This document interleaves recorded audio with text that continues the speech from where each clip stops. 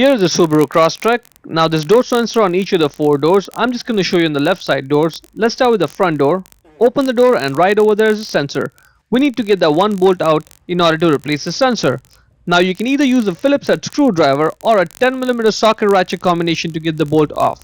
If you use a Phillips head screwdriver, be careful because the bolt's on there pretty tightly, and if you don't push down before you twist it left, you may end up stripping the bolt head off. So either tool you use, what we have to do is get the bolt out. So let's go ahead and get it out and keep it somewhere safe. Grab the sensor and then pull it out and then do some twisting and turning to get it out of the body.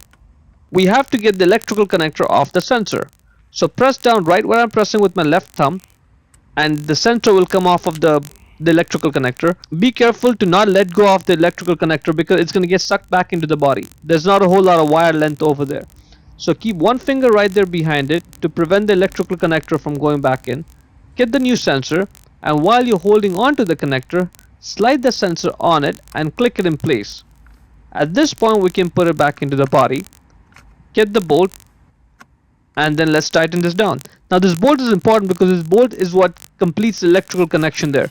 Without it, the sensor will not work. So it has to be on, and it has to be on properly. Like if it's loose like this, it will not work. Let's just tighten this down. That's good. Moving on to the rear door.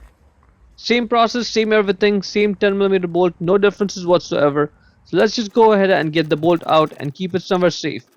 Now what you have to be careful of is that in this case the wire length is even shorter than the front one.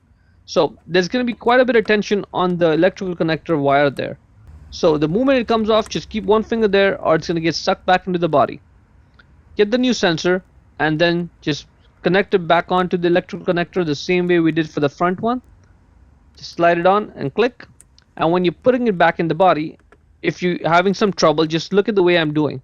Put the bottom side in first and then at an angle twist it, and then the sensor goes back in the body. At this point all we have to do is just put the bolt back on and tighten it down all the way. Let's try this out. See, I'm pressing the sensor with my hand and it does reflect on the dash. You can see the door open close over there. So that's working, and that's pretty much it. Hope you found it useful.